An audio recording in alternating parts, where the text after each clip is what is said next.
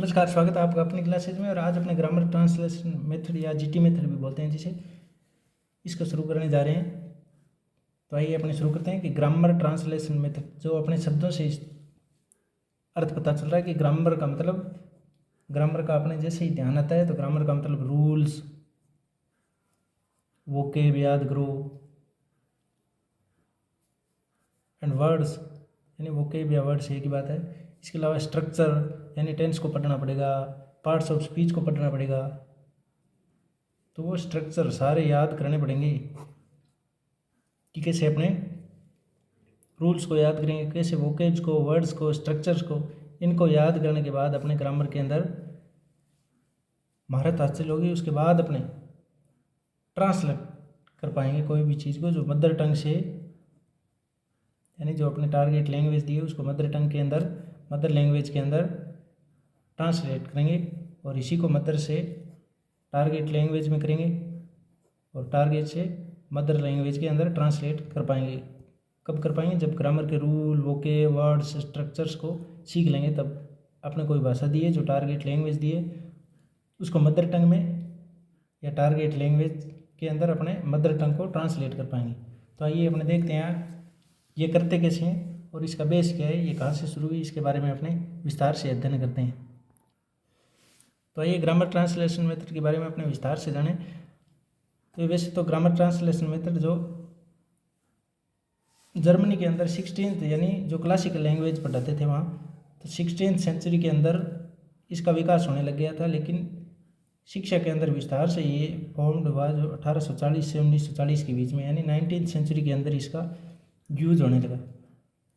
और ये बेस्ड होती है जो कॉग्निटिव ऑब्जेक्टिव पर आधारित होती है, यानी इंटेलेक्चुअल बेस पर, यानी ज्ञानात्मक जो ब्लूम के होते हैं, ज्ञानात्मक, भावात्मक, क्रियात्मक उद्देश्य हैं, उनमें से कॉग्निटिव यानी ज्ञानात्मक उद्देश्य पर आधारित होती है। यानी इनमें बुद्धि का ज़्यादा से ज़्यादा यूज करके इसके rules, regulations, vocabs, word, structure को रटवाया जाता है, याद करवाया जाता है। और उसके आधार पर अपनी मदर टंग या टारगेट लैंग्वेज से मदर टंग या मदर टंग से टारगेट लैंग्वेज के अंदर ट्रांसलेट करना सिखाया जाता है। तो इसे आगे अपने देखते हैं। इसको फॉर्म्ड 1842 1940 के बीच हुआ, जो ये सबसे ज़्यादा प्रसिद्ध है, जो इंडिया के अंदर आज भी अपने इसी के तहत पढ़ते हैं और पढ़ाते हैं। इसको एक्सपोनेंट यानी इसके जो ऑफस्प्रिंग है, डिस्कवर जिन लोगों ने की, उनमें से मैन, कार्ल प्लोज, एचएस ओलेंडर्फ, जॉन वेडिंगर। इसके अलावा एक शेडन स्टिकर भी है जो जर्मनी के लोग थे, और जर्मनी में कहाँ के, पर्शिया के, यानी जर्मनी में पर्शिया के रहने वाले थे। तो इन्होंने कार्ल प्लोज, एचएस ओलेंडर्फ, जॉन वेडिंगर, इन्होंने इस विधि को सबसे पहले सर्च किया। तो इसी कारण ये सबसे ज़्यादा, क्योंकि 16वीं शताब्दी में इसका उदय हो गया था, तो इसके अलग नाम भी अपने, जैसे ओल्डेस्ट मेथड, क्योंकि ये सबसे पुरानी है, क्योंकि शिक्षा के अंदर 16वीं शताब्दी यानी 16th सेंचुरी के अंदर इसको यूज करने लग गए थे, तो ये पुरानी होगी। इसके दूसरा नाम है ट्रेडिशनल मेथड। ट्रेडिशन क्योंकि ये पुरानी हो रही है, परंपरागत रूप से चली आ रही है, हर क्लासेज के अंदर इसी विधि के द्वारा अपने ग्रामर ट्रांसलेशन मेथड के द्वारा ही पढ़ाते हैं। तो ये ट्रेडिशनल मेथड भी होगी, यानी हर क्षेत्र में इसका काम लिया जाता है। अननेचुरल मेथड कैसे होगी, यानी नेचुरल तरीका पढ़ाने का होता है वो LSRW, यानी 4 स्किल होते हैं, उनमें LSRW के तहत पढ़ाया जाता है। लेकिन इसमें LS को नेग्लेक्ट कर दिया जाता है और सिर्फ R और W पर ही ध्यान दिया जाता है। R का मतलब रीडिंग और राइटिंग पर, यानी सिर्फ और सिर्फ रूल पढ़ाए जाते हैं और उनके बाद कंपोजिशन दे दी जाती है कि इन रूल पे आधारित आप ट्रांसलेट करिए। एक सेंटेंस दे दिया जाएगा या कोई पैसेज दे दिया जाएगा, उसको पढ़ो और उसके अंदर जो दिए गए प्रश्न हैं उनको हल करके लिख के बताओ। तो इस कारण इसको अननेचुरल मेथड भी बोलते हैं। इसके अलावा क्लासिकल मेथड क्यों बोलते हैं? क्योंकि ये क्लासिकल लैंग्वेज, क्योंकि जर्मनी की और इटली की जो लैटिन और ग्रीक लैंग्वेज थी, उन्हें क्लासिकल लैंग्वेज बोलते हैं। जैसे अपने संस्कृत होगी, ये क्लासिकल लैंग्वेज होती है। तो इनको पढ़ाने के लिए इस मेथड का यूज किया जाता था, क्योंकि लैटिन और ग्रीक को इंग्लिश में ट्रांसलेट करना होता था। तो ट्रांसलेट करने के लिए इसके रूल यानी ग्रामर पढ़ाई जाती पहले लैटिन और ग्रीक की, उसके बाद उसको इंग्लिश में ट्रांसलेट किया जाता। तो इस कारण इसको क्लासिकल लैंग्वेजेज पढ़ाने के कारण इसको क्लासिकल मेथड कहा जाने लगा। तो ये क्लासिकल मेथड भी होगी। इसके अलावा इसको पर्शियन मेथड क्यों बोलते हैं? इसको पर्शियन मेथड यूएसए में बोला। पर्शियन मेथड यूएसए में क्यों बोला जाता है? क्योंकि कार्ल प्लोवजस, ओलेंडर्फ, जॉन मेडिंगर, ये जर्मनी के पर्शिया के रहने वाले थे। और B.S. शीयर्स नाम की यानी बी शीयर्स नाम के एक USA के अंदर यानी अमेरिका के अंदर एक भाषा वैज्ञानिक हुए थे, जिन्होंने एक किताब लिखी थी द सिसरेनियन और the Persian method of teaching the elements of the Latin language नाम से एक किताब लिखी 1845 के अंदर, जिसमें इस मेथड का नाम पर्शियन मेथड भी दिया गया था। यानी B. शीयर्स नाम का एक भाषा वैज्ञानिक था जो अमेरिका का था, जिसने 1845 में किताब लिखी जिसके अंदर पर्शियन मेथड और सिसेरियन मेथड भी इसने नाम दिया था। पर्शियन तो ये हो गया क्योंकि ये सारे के सारे जो जर्मनी के रहने वाले थे वो पर्शिया के रहने वाले थे, और जिसे पर्शिया अपने हिंदी में बोलते हैं, इंग्लिश में पर्सा बोला जाता है। ये पर्शियन मेथड भी होगी, यानी USA में पर्शियन और सिसेरियन मेथड B.S. शीयर्स ने इनको नाम दिया। एंग्लो जर्मन GT मेथड का मतलब क्या हुआ कि जर्मनी की जो भाषाएं थी उनको, और जर्मनी के अंदर इसका प्रादुर्भाव हुआ, इस कारण इसको जर्मन मेथड और एंग्लो, क्योंकि ये जर्मन की मेथड होते हुए भी इसको इंग्लिश भाषा में यूज किया गया, इसलिए एंग्लो जर्मन GT मेथड बोलते हैं, क्योंकि ग्रामर से ट्रांसलेट करके इसको यूज किया जाता है। इसके अलावा इसको टीचर एंड बुक ओरिएंटेड भी बोलते हैं, क्योंकि इसके अंदर सबसे ज़्यादा रोल होता है वो टीचर का होता है और उसके बाद बुक का होता है। यानी बुक दे दी जाती है और टीचर उस बुक में से पहले इंग्लिश पढ़ेगा, उसके बाद इसका हिंदी में अनुवाद करेगा। तो इस प्रकार ये टीचर ओरिएंटेड और बुक ओरिएंटेड होगी, क्योंकि बुक नहीं है तो इसमें स्टडी भी नहीं होती, क्योंकि ग्रामर की बुक भी अलग से होती है, अपने स्कूलों के अंदर होती है। जैसे हिंदी में देखें तो रचना प्रबोध एक अलग से ग्रामर की बुक है, और इसके अकॉर्डिंग अपने पार्ट्स ऑफ स्पीच वगैरह, वर्ड्स, वोकेब, पर्यायवाची मुहावरे यानी हिंदी में पढ़ते हैं, उसी प्रकार इंग्लिश में भी सिनोनिम एंटोनिम पढ़ के उस बुक के सारे ही अपने पढ़ते हैं। तो ये बुक ओरिएंटेड और टीचर ओरिएंटेड भी होगी। तो ये तो हो गए इनके नामों के बारे में जानकारी। अब अपने देखते हैं इस विधि की करेक्टरिस्टिक यानी विशेषता क्या क्या है। अब इसकी करेक्टरिस्टिक देखते हैं अपने कि इस लैंग्वेज में इसका कैसे यूज किया जाता है। तो ग्रामर ट्रांसलेशन मेथड के अंदर अनुवाद किया जाता है, और अनुवाद अपने को पता है पहले एक सेंटेंस इंग्लिश में बोलेगा टीचर या कोई स्टूडेंट है वो, और उसको बाद में हिंदी में ट्रांसलेट करेगा, और कोई सेंटेंस दे दिया उसको हिंदी में पहले बोल दिया और उसको बाद में इंग्लिश में ट्रांसलेट करना होता है। तो अपने देखते हैं टोट इन मदर टंग यानी मातृभाषा का उपयोग इसमें सबसे ज़्यादा किया जाता है, और लिटिल यूज TL यानी टारगेट लैंग्वेज का तो यूज न के बराबर किया जाता है, सिर्फ मातृभाषा का ही यूज किया जाता है, यानी ट्रांसलेट सिर्फ मातृभाषा में लगभग किया जाता है। और ग्रामर भी मातृभाषा के अंदर ही पढ़ाई जाती है। वोकेबलरी इज आइसोलेटेड वर्ड्स यानी वोकेब होती है, जो वर्ड्स होते हैं जो अपने मीनिंग याद करते हैं, वो भी आइसोलेटेड का मतलब एक एक करके याद करने होते हैं। जैसे डे है, डे वर्ड अपने पढ़ते हैं DAY, डे बनी दिन, ऐसे याद करना होता है। अब अगला शब्द याद करो नाइट, जैसे NIGHT, तो इसको याद करो। तो आइसोलेटेड अलग अलग शब्दों के रूप में याद करने होते हैं। और ग्रामर टोट डिडक्टिवली, ये सबसे महत्वपूर्ण बात है कि इसके अंदर ग्रामर जो पढ़ाई जाती है वो डिडक्टिवली पढ़ाई जाती है, यानी निगमनात्मक रूप से पढ़ाई जाती है। यानी पहले नियम बताए जाएंगे, जैसे नाउन किसे कहते हैं, इसके बारे में ऐसा नहीं बताएंगे कि ये राम है, श्याम है, बुक है, ये सारे नेम है, और इन सभी नेम्स को अपने नाउन बोलते हैं। ऐसे उदाहरण से नहीं बताएंगे, सीधे पहले बता देंगे कि किसी के नाम को क्या कहते हैं, नाउन बोलते हैं। तो पहले परिभाषा बताएंगे, उसके बाद उदाहरण बताएंगे। और बुक अपने पास होती है वो जो ग्रामर की, वो सेपरेट यानी अलग से बुक होती है ग्रामर की, उसके अकॉर्डिंग अपने को ग्रामर पढ़ाई जाती है। और पढ़ाई कैसे जाती है, डिडक्टिवली यानी निगमनात्मक रूप से, पहले नियम बताए जाते हैं, बाद में उदाहरण देकर समझाया जाता है।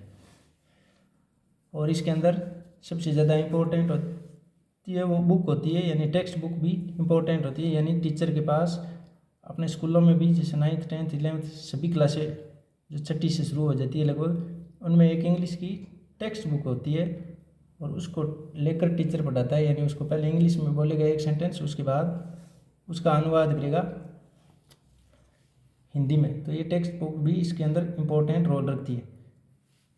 5th students are conscious of grammatical rules of language, यानी वो स्टूडेंट होते हैं जो ग्रामर के रूल को रट लेते हैं, यानी ग्रामर के रूलों को, नियमों को स्टूडेंट्स रट लेते हैं यानी याद कर लेते हैं, और जिस कारण इसमें लैंग्वेज में महारत हासिल मान ली जाती है, यानी इसको रूल आते हैं, इसका मतलब लैंग्वेज भी आती है, लेकिन रूल और लैंग्वेज का कोई रोल नहीं होता।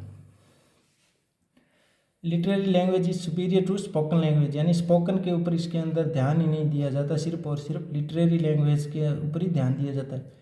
लिटरेरी का मतलब साहित्यिक भाषा को स्पोकन लैंग्वेज यानी बोलचाल की भाषा से श्रेष्ठ माना जाता है। लिटरेरी लैंग्वेज इसका मतलब क्या हुआ, क्योंकि पहले अंग्रेज़ों को अपने ग्रीक और लैटिन भाषा के साहित्य पढ़ने थे, तो उनको पढ़े कैसे, भाषा आती नहीं थी, तो इसलिए उन्होंने ट्रांसलेशन के लिए उसकी ग्रामर सीखी और ग्रामर के माध्यम से उन्होंने ट्रांसलेट करना सीखा। तो वो लिटरेचर की भाषा थी, यानी लिटरेचर था वो लैटिन और ग्रीक का, उसको पढ़ने के लिए उन्होंने ये ग्रामर ट्रांसलेशन मेथड में लिटरेरी लैंग्वेज श्रेष्ठ मानी, ना कि वो स्पोकन के माध्यम के लिए नहीं थी वो ग्रामर ट्रांसलेशन मेथड, क्योंकि उनको सिर्फ और सिर्फ वहाँ का साहित्य पढ़ना था, लिटरेचर पढ़ना था, इसलिए लिटरेरी लैंग्वेज थी वो सुपीरियर मानी किसके अकॉर्डिंग, स्पोकन लैंग्वेज की तुलना में। और इसके अंदर ट्रांसलेशन तो होता है, ये ट्रांसलेशन पहले मदर टंग में किया जाता है और बाद में मदर टंग से ट्रांसलेशन करके टारगेट लैंग्वेज में कर दिया जाता है। जैसे एक सेंटेंस दे दिया, वह बाजार जाता है, तो इसको टारगेट लैंग्वेज के अंदर ट्रांसलेट यानी अनुवाद करो, तो इसको इंग्लिश में करेगा बच्चा, और बाद में इंग्लिश में एक सेंटेंस दे दिया जाएगा कि इज गोइंग टू मार्केट, इसको हिंदी में ट्रांसलेट करो, यानी मदर टंग से ट्रांसलेट करके टारगेट लैंग्वेज में और टारगेट लैंग्वेज से मदर टंग में, यानी वाइस वर्सा इसका ट्रांसलेशन किया जाता है।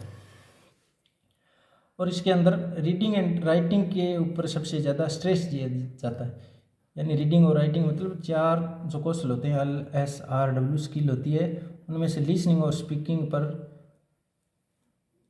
ध्यान नहीं दिया जाता है, इनको नेग्लेक्ट कर दिया जाता है, सीधा ही रीडिंग और स्पीकिंग पर ही ध्यान दिया जाता है। ऐसा क्यों हुआ, क्योंकि इंग्लिश में जो अंग्रेज़ों को लैटिन और ग्रीक सिर्फ पढ़ने थे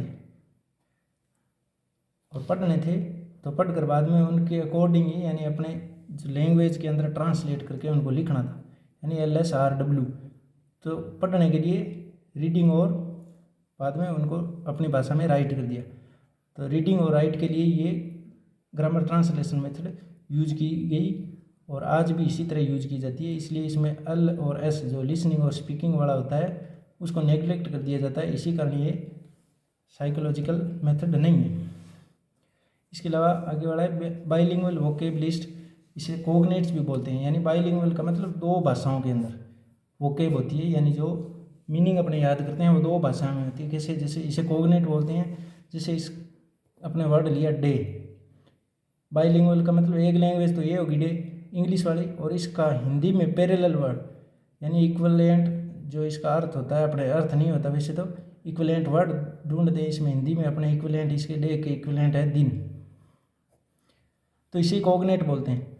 ऐसी लिस्ट दी जाती है बच्चों को कि डे का हिंदी में इक्विवेलेंट है दिन, नाइट का NIGHT नाइट का इक्विवेलेंट है रात, यानी ऐसे वर्ड बहुत सारी लंबी लिस्ट, यानी पूरी डिक्शनरी दे दी जाती है बच्चों को हिंदी टू इंग्लिश में और इंग्लिश टू हिंदी में, और वो बाइलिंगुअल वोकेब होती है, वो बच्चों को लिस्ट दे दी जाती है सिनोनिम एंटोनिम की, वोकेब की, उनको याद करना होता है, तो इसे ही कोग्नेट्स बोलते हैं। ये पूछ भी लिया जाता है कि कोग्नेट्स कौन सी मेथड के अंदर यूज किए जाते हैं। कोग्नेट्स इसे बोलते हैं, यानी डे को हिंदी में दिन, नाइट को हिंदी में रात, या रात को इंग्लिश में नाइट और दिन को डे, ये कोग्नेट्स है। तो ये सारा सिस्टम ग्रामर ट्रांसलेशन मेथड के अंदर ही यूज होता है।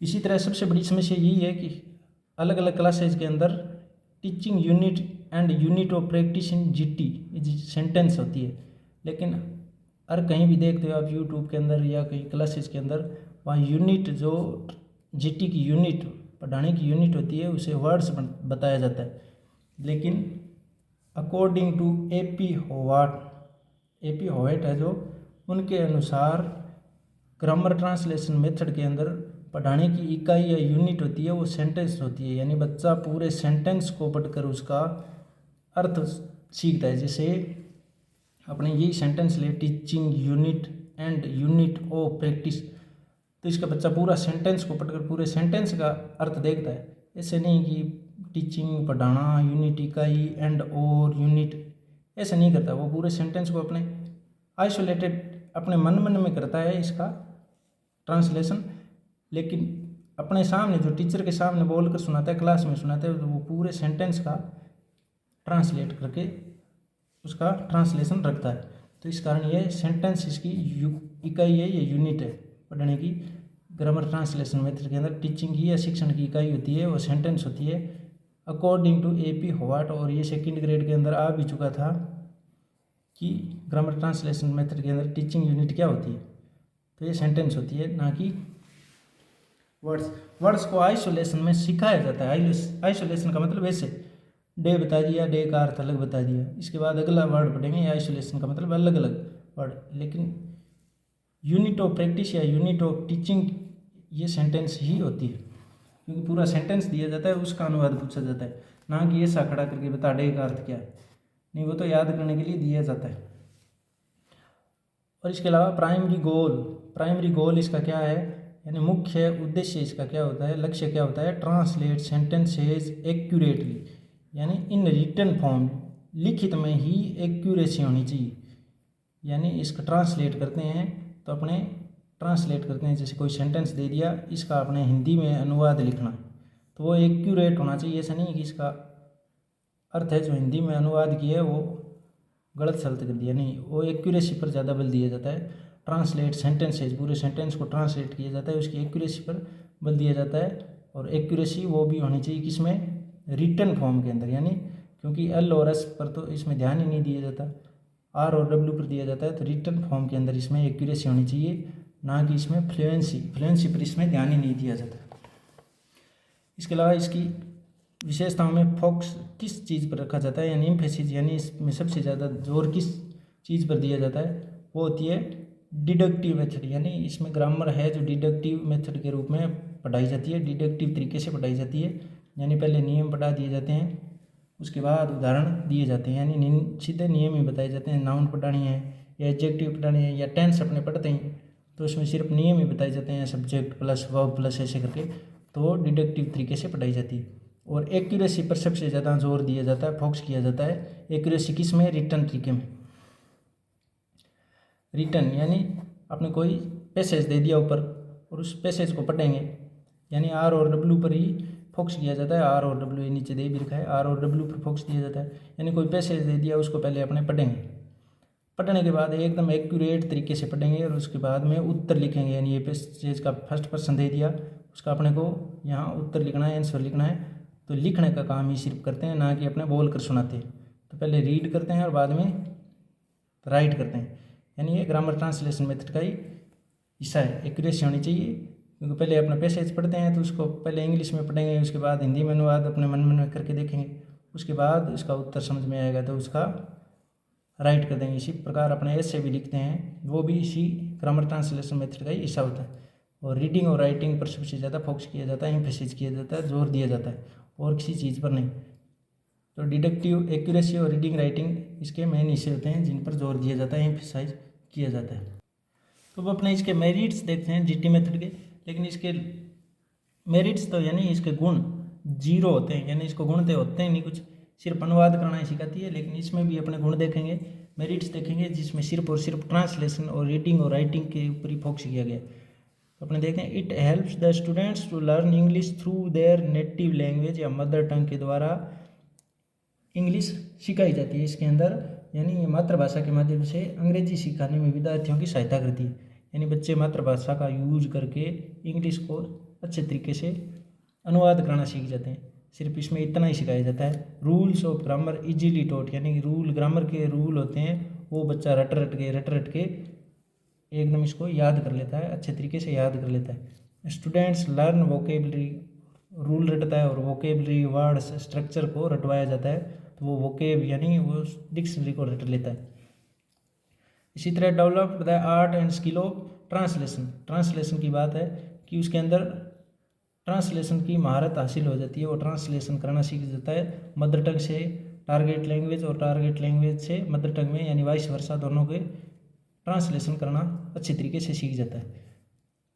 फिफ्थ है from the skill of reading and comprehension, यानी वो रीडिंग और कंप्रिहेंशन में भी महारत हासिल कर लेता है, स्किल हासिल कर लेता है, यानी वो पढ़ना और समझना, यानी राइटिंग करना सीख जाता है। कंप्रिहेंशन का मतलब ऐसे लिखना, पैसेज को पढ़कर उसके उत्तर दे पाना, स्टोरी लिखना, ये सारे कंप्रीहेंशन का काम होता है।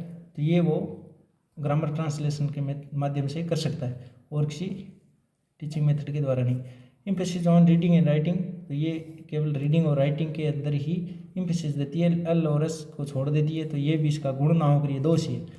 लेस टीचिंग एड्स, यानी इसके अंदर टीचिंग एड्स की ज़रूरत नहीं होती है। एड का मतलब सहायक सामग्री की ज़्यादा ज़रूरत नहीं होती। इस कारण ये इकोनॉमिकल भी है, क्योंकि सहायक सामग्री की ज़्यादा ज़रूरी नहीं होती, तो इसमें पैसे की, धन की ज़रूरत नहीं पड़ती। इसके अलावा ये टाइम भी इसमें कम लगता है। जैसे टेंस पढ़ाना हो तो वो 2-3 दिन के अंदर ही पढ़ा सकता है स्टूडेंट को टीचर, क्योंकि इसमें कोई ज़्यादा टाइम भी कंज्यूम नहीं होता, ना ही इसके अंदर टीचिंग एड्स की ज़रूरत है, यानी सहायक सामग्री की ज़रूरत पड़ती। तो differentiating structures of TL and native language comparison, इसके माध्यम से स्टूडेंट है जो मातृभाषा और जो इंग्लिश या विदेशी भाषा है, टारगेट लैंग्वेज है, उसके सेंटेंसेज की स्ट्रक्चर होती है। जैसे इंग्लिश की सेंटेंस स्ट्रक्चर कैसी होती है, उसके अंदर सब्जेक्ट पहले आता है, बाद में वर्ब आती है, और बाद में ऑब्जेक्ट या अदर थिंग आती है। और इसी तरह वो अपनी खुद की नेटिव लैंग्वेज या मातृभाषा की सेंटेंस स्ट्रक्चर की तुलना करके ग्रामर को अच्छी तरीके से सीख लेता है। इससे वो अपना ट्रांसलेशन भी करना सीख जाता है और इस प्रकार वो डिफ्रेंशिएट करना सीख जाता है, यानी अंतर करना सीख जाता है। यूज ऑफ डिक्शनरी का यूज करना तो सीख ही जाता है, क्योंकि वो केब सीखता है तो डिक्शनरी का यूज करना सीख लेता है। तो ये इसके मेरिट्स हैं। इनमें सिर्फ मेरिट्स यही होते हैं कि ये मदर टंग की सहायता से इंग्लिश की ग्रामर है जो अच्छे तरीके से सीख लेता है, और ग्रामर के रूल सीख लेता है, वोकेब सीख लेता है, और ट्रांसलेशन की स्किल इसमें आ जाती है, रीडिंग और कंप्रीहेंशन की स्किल हो जाती है, और रीडिंग और राइटिंग पर एम्फेसिस किया जाता है। टीचिंग एड्स की ज़रूरत नहीं पड़ती, ये इकोनॉमिकल है। और structure of native language and target language के कंपैरिजन करना सीख जाता है कि इसका स्ट्रक्चर कैसा है, नेटिव लैंग्वेज का स्ट्रक्चर कैसा है, और डिक्शनरी को यूज़ करना भी सीख लेता है। अब अपने पढ़ते हैं डीमेरिट्स ऑफ जीटी, यानी ग्रामर ट्रांसलेशन मेथड के डीमेरिट्स यानी दोष, और सबसे ज़्यादा क्वेश्चंस यहीं से आते हैं। तो पहला डीमेरिट्स यही है कि ये अननेचुरल है। अननेचुरल का क्यों कि नेचुरल तरीके से स्टडी ऐसे करवानी चाहिए, लिसनिंग पहले, उसके बाद स्पीकिंग, उसके बाद रीडिंग और उसके बाद राइटिंग। लेकिन इसमें एल और एस यानी स्पोकन क्षेत्र पर तो एकदम ही ध्यान नहीं दिया जाता है, उसको नेग्लेक्ट कर दिया जाता है, और रीडिंग और राइटिंग पर ध्यान ज़्यादा दिया जाता है। इस कारण ये अननेचुरल। दूसरी है नो कम्युनिकेटिव एबिलिटी, यानी बोलने का, संचार का इसमें कोई माध्यम नहीं होता, यानी बच्चे को भाषा की, बोलने की, यानी एल और एस पर कोई ध्यान नहीं दिया जाता, ना तो लिसन करता ना ही स्पीक, यानी स्पोकन के क्षेत्र पर ध्यान नहीं दिया जाता, नेग्लेक्ट कर दिया जाता है। तो इस कारण वो बच्चा संचार के साधन जो कम्युनिकेटिव एबिलिटी है उसकी, वो उसकी दबा दी जाती है। नो ओरल कम्युनिकेशन, यानी ये सेम बात ये, यानी मौखिक यानी स्पोकन पर इसमें कोई ध्यान नहीं दिया जाता, इस कारण ये अननेचुरल है, यानी एल एस को छोड़ दिया जाता है और आर डब्ल्यू पर ज़्यादा ध्यान दिया जाता है। इट नेग्लेक्ट्स कम्युनिकेटिव कॉम्पिटेंस, यानी मेन ये बातें घूम घूम कराती है। ये सारे के सारे मैंने सेकंड ग्रेड और थर्ड ग्रेड के अंदर जो क्वेश्चन पूछे गए उन्हीं में से उठा कर लाए हूँ, तो ये सेम ही सेम पूछी गई है और सेम ही सेम ये आंसर मानेंगे। इट नेग्लेक्ट्स कम्युनिकेटिव कॉम्पिटेंस, यानी कम्युनिकेशन का सिस्टम इसमें नहीं होता, कम्युनिकेशन की क्षमता है बच्चे में, दक्षता आनी चाहिए, वो इस लैंग्वेज की जो मेथड है इसके अंदर बच्चे में नेग्लेक्ट कर दी जाती है, यानी इस बच्चे को छोड़ दिया जाता है कि कम्युनिकेशन का इसमें कोई बच्चे का रोल नहीं होता, क्योंकि एल एस को छोड़ ही दिया जाता है, आर और डब्ल्यू पर ही ज़्यादा फोकस किया जाता है। लिटिल अटेंशन टू प्रोनाउंसिएशन, वही सेम सिस्टम की कम्युनिकेशन है ही नहीं, तो प्रोनाउंसिएशन की चीज़ का होगा, यानी उच्चारण बच्चा सीखता है नहीं, कि कोई वर्ड जैसे डे बोल दिया, DAY, इसका उच्चारण कैसे होगा, इसका शुद्ध उच्चारण होता है डे, लेकिन ये इसके अंदर सिखाया नहीं जाता, इसमें सिर्फ इसका अर्थ देखना होता है कि डे का अर्थ क्या है, क्योंकि उस बच्चे को तो सिर्फ अनुवाद की रहती है, तो इसको तो सिर्फ DAY दिखते ही दिन, यानी इसका दिन और दिन दिखते ही DAY, यही याद आता है, ना कि इसका उच्चारण यानी प्रोनाउंसिएशन पर इसमें अटेंशन नहीं किया जाता। इसी तरह इसमें emphasis on formal grammar, disinterest to learn TL, यानी इसमें सिर्फ और सिर्फ फॉर्मल ग्रामर यानी औपचारिक ग्रामर के ऊपर ही ध्यान दिया जाता है, जोर दिया जाता है, और बच्चे का इस कारण टारगेट लैंग्वेज से इंटरेस्ट नहीं रहता, यानी इसमें इंटरेस्ट नहीं जगाया जाता बच्चे का टारगेट लैंग्वेज सीखने में, भाषा को सिखाने में कोई ध्यान नहीं दिया जाता, सिर्फ और सिर्फ उसको ग्रामर सिखाने में ही और अनुवाद सिखाने में ही ध्यान दिया जाता है, यानी जोर दिया जाता है। It stops students for of thinking, ये यानी बार बार ग्रामर और अनुवाद से सिर्फ आगे सेंटेंस दे दिया उसी का अनुवाद करना है और कुछ सोचना ही नहीं है, तो इस कारण बच्चे की जो थिंकिंग पावर होती है, जो सोचने की क्षमता होती है, उसको भी दबा दिया जाता है, रोक दिया जाता है। Stops students power of thinking. इसी तरह 8th नंबर है ग्रामर यानी रूल। ग्रामर का मतलब ही रूल होता है। फर्स्ट देन लैंग्वेज, यानी पहले ग्रामर के रूल बताए जाते हैं, उसके बाद लैंग्वेज की तरफ बच्चे को ले जाया जाता है। यानी पहले ग्रामर का इसमें यही सोचा जाता है कि बच्चा अगर सब्जेक्ट पहले, बाद में वर्ब, बाद में ऑब्जेक्ट ये सीखेगा तभी बच्चा लैंग्वेज के बारे में जान पाएगा। इसी सोच के साथ इस ग्रामर ट्रांसलेशन मेथड के अकॉर्डिंग पढ़ाया जाता है, और जिस कारण वही बच्चा subject plus verb plus object देखता ही रह जाता है और लैंग्वेज में उसका ध्यान ही नहीं जाता। इस कारण इसमें रूल ही बताए जाते हैं, इसलिए ये साइकोलॉजिकल अनसाउंड, यानी इसमें साइकोलॉजी के नियम नहीं लगते, क्योंकि इसमें रूल पहले और एग्जाम्पल बाद में है, तो वो साइकोलॉजिकल साउंड नहीं है, यानी साइकोलॉजिकल अनसाउंड है। It lays too much stress on the written aspect, यानी रिटन एस्पेक्ट पर, रिटन भाग पर ज़्यादा जोर देती है, स्ट्रेस देती है। एल और एस को छोड़ देती है। नो अटेंशन, यानी इस पर कोई ध्यान नहीं दिया जाता। लिसनिंग और स्पीकिंग पर सिर्फ रिटन और रीडिंग में ही ध्यान दिया जाता है। टीचर डोमिनेटेड मोनोटोनस प्रोसीजर, यानी टीचर इसके अंदर डोमिनेट होता है, यानी प्रमुख भूमिका इसमें टीचर की होती है, यानी टीचर सेंटर्ड मेथड है। इसके अंदर अपने यहाँ सेंटर्ड भी लिख सकते हैं, यानी टीचर सेंटर्ड है, जो अपने पिछली क्लास में भी देख लिया।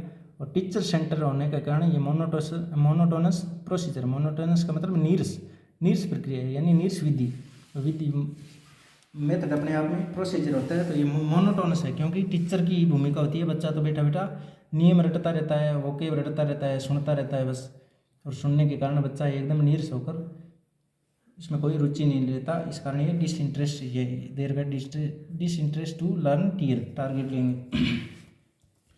11 it puts a tremendous strain on students memory, ये ऐसा कैसा ऑप्शन आया था 2nd ग्रेड के अंदर। It puts a tremendous strain, यानी बहुत ज़्यादा बोझ स्टूडेंट की मेमोरी पर दिया जाता है, यानी दिमाग पर बोझ दबाव दिया जाता है कि ज़्यादा से ज़्यादा वोकेब याद करो, ज़्यादा से ज़्यादा रूल याद करो, ज़्यादा से ज़्यादा अनुवाद करना सीखो, यानी इतना रटाया जाता है, यानी तोता बना दिया जाता है। रोड सिस्टम इसमें ज़्यादा अपनाया जाता है, इसलिए मेमोरी पर बोझ होता है, बच्चा पढ़ाई से ही कटना लग जाता है। इसी कारण इंग्लिश से बच्चा दूर भागने लगता है, क्योंकि इसमें ग्रामर के नियमों के बारे में ही बता बता कर स्पेलिंग्स रटा कर अपने बच्चे को फर्स्ट क्लास से यानी नर्सरी से बच्चे को शिक्षा से दूर कर देते हैं।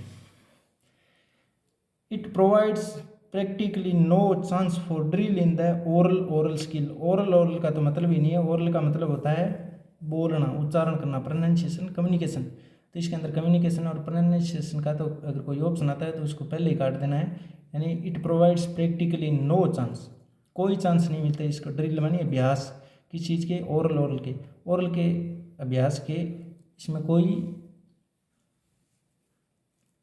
यानी ओरल के इसके अंदर कोई चांस नहीं मिलता। इसी कारण इसी के विपक्ष में वो डायरेक्ट मेथड आई थी, क्योंकि जीटी के अंदर ओरल या प्रोनाउंसिएशन या कम्युनिकेशन की कोई चांस नहीं मिलते बच्चे को।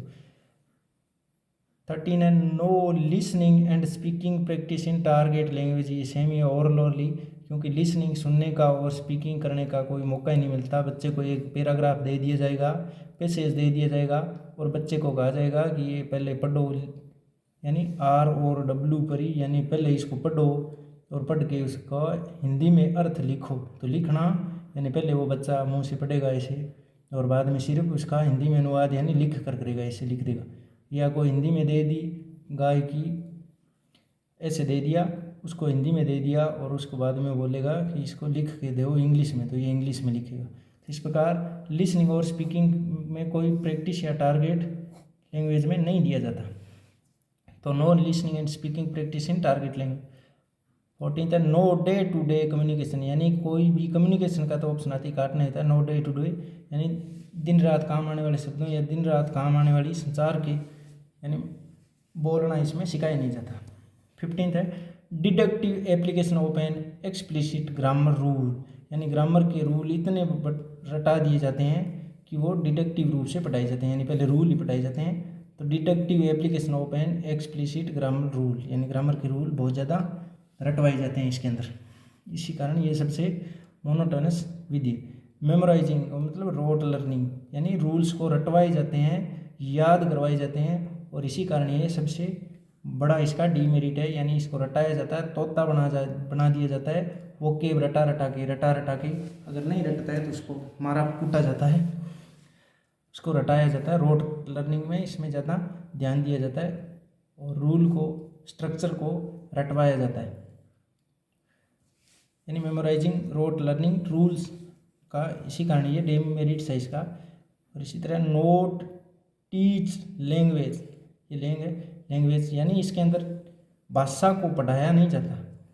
नोट टीच लैंग्वेज यानी लैंग्वेज को नहीं पढ़ाया जाता, तो क्या पढ़ाया जाता है? नोट टीच लैंग्वेज नहीं पढ़ाई जाती, बट लेकिन टीच अबाउट लैंग्वेज, यानी लैंग्वेज के बारे में पढ़ाया जाता है। लैंग्वेज नहीं पढ़ाई जाती, लैंग्वेज के बारे में पढ़ाया जाता है। यानी लैंग्वेज क्या है, लैंग्वेज कैसे पढ़नी होती है, इसके रूल क्या हैं, ये रूल समझना, इसकी स्ट्रक्चर समझना, इसके पार्ट्स ऑफ स्पीच के बारे में समझना, ये लैंग्वेज के बारे में पढ़ाया जाता है। ना कि लैंग्वेज, ये लैंग्वेज सिखाना तो सीधा पढ़ना सिखा दिया, उस बच्चे को बोलना सिखा दिया, ये होती है। लेकिन इसमें तो लैंग्वेज के बारे में बताया जाता है, अबाउट लैंग्वेज। यानी अगर ऐसे ऑप्शन आ जाए इन जीटी मेथड, यानी टीच लैंग्वेज और टीच अबाउट लैंग्वेज, इन दोनों में से पूछ दिया जाए तो टीच अबाउट लैंग्वेज होता है, टीच लैंग्वेज नहीं होती। इसके अंदर लैंग्वेज नहीं पढ़ाई जाती, लैंग्वेज के बारे में पढ़ाया जाता है। लैंग्वेज टीच लैंग्वेज, अगर इतना ऑप्शन आ जाए टीच लैंग्वेज तो ये सीएलटी के अंदर होता है, और टीच अबाउट लैंग्वेज ये होता है जीटी मेथड के अंदर, क्योंकि इसके अंदर पार्ट्स ऑफ स्पीच के बारे में बताया जाता है कि नाउन किसे कहते हैं, एडजेक्टिव किसे कहते हैं, एडवर्ब किसे कहते हैं। तो ये सारे के सारे लैंग्वेज के प्रकार, लैंग्वेज के भाग है, तो लैंग्वेज के बारे में पढ़ाया जाता है, लैंग्वेज नहीं पढ़ाई जाती। लैंग्वेज पढ़ाने का मतलब बच्चे को सेंटेंस बोलना आना चाहिए, समझना आना चाहिए, कंप्रीहेंशन होनी चाहिए, लेकिन ये सब कुछ नहीं बताया जाता। इसी कारण ये डीमेरिट्स है, इसी कारण इस मेथड को अनसाइकोलॉजिकल माना जाता है। दोबारा से देख लेते हैं इसके इनमें डीमेरिट्स। या neurological, no communicative ability, no oral communications, it neglects communicative competence, little attention to pronunciation, emphasis on formal grammar, disinterest to learn target language. It stops students for of thinking grammar means rule first then language. Psychological unsound, it lays too much stress on the written aspect, यानी L और S पर ध्यान नहीं दिया जाता। Teacher dominated, यानी teacher dominated का मतलब सेंटर्ड, टीचर सेंटर्ड है। मोनोटोनस मेथड या प्रोसीजर है। It puts a tremendous strain on students memory, यानी मेमोरी पर ज़्यादा बोझ आ जाता है। It provides practically no chance for drill in oral skill, यानी कि लिसनिंग और स्पीकिंग पर नो अटेंशन होता है, यानी प्रैक्टिस इन टारगेट लैंग्वेज में लिसनिंग और स्पीकिंग में नहीं होता। No day to day communication, deductive application of an explicit grammar rule, memorising या रोट लर्निंग, यानी रूल को रटवा दिया जाता है, मेमोराइज करवा दिया जाता है, वोकेबलरी को रटवा दिया जाता है। नोट टीच लैंग्वेज, यानी लैंग्वेज नहीं पढ़ाई जाती, बट टीच अबाउट लैंग्वेज के बारे में पढ़ाया जाता है। इसी कारण ये विधि है जो साइकोलॉजिकल नहीं है, यानी बच्चों को लैंग्वेज के बारे में बताया जाता है, लैंग्वेज नहीं बताई जाती। इसकी इवेल्यूशन कैसे किया जाता है, यानी इसका मूल्यांकन कैसे किया जाता है, यानी इसकी परीक्षा कैसे ली जाती है, उसके बारे में देख लेते हैं। यानी जीटी में के अंदर बच्चे को अनुवाद करना आया या नहीं आया, इसका कैसे पता चलता है? तो इसका फिल इन द ब्लैंक्स, यानी जैसे एक स्टोरी दे दी, आउटलाइन दे दी, जैसे अपने कागज पर लेख लिखना होता है या स्टोरी लिखनी होती है लॉइंड एंड मार्क्स पर, तो वंस अपॉन ए टाइम ऐसे ब्लैंक स्पेस दे दी, तो फिल इन द ब्लैंक वो तभी कर पाएगा बच्चे को जब याद है, या यानी याद मेमोरी में होता है, रोट कर रखी है। और इसके अलावा अगर बच्चे को हिंदी अनुवाद आता है तभी वो उस फिक्स वर्ड भर पाएगा।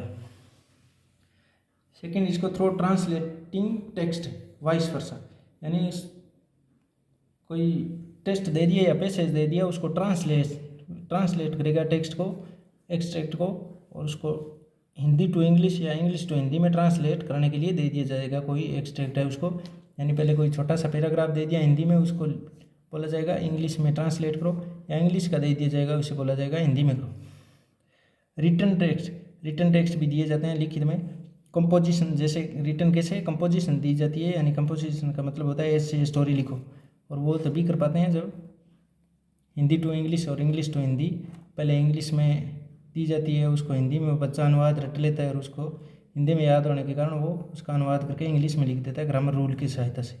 ग्रामर एंड वोकेबलरी को क्वेश्चंस दिए जाते हैं ज़्यादा से ज़्यादा, और उनके अकॉर्डिंग ग्रामर और वोकेबलरी यानी सिनोनिम एंटोनिम ज़्यादा से ज़्यादा इनके क्वेश्चन दिए जाते हैं, या ग्रामर के जैसे टेंस के दे दिए, नाउन के दे दिए, ये देख कर इनका इवैल्यूएशन किया जाता है। तो ये थी ग्रामर ट्रांसलेशन मेथड। इसके आगे क्वेश्चन भी लेकर आएंगे। आशा करते हैं आपको अच्छी लगी हो, समझ में भी आया हो। ये क्वेश्चंस के अकॉर्डिंग मैंने सेकंड ग्रेड थर्ड ग्रेड के अंदर जो पिछले कई सालों से पूछी गई है डीमेरिट्स मेरिट्स या इनकी करेक्टरिस्टिक, उनके अकॉर्डिंग मैं इस क्लास को बना कर लेकर आया हूँ।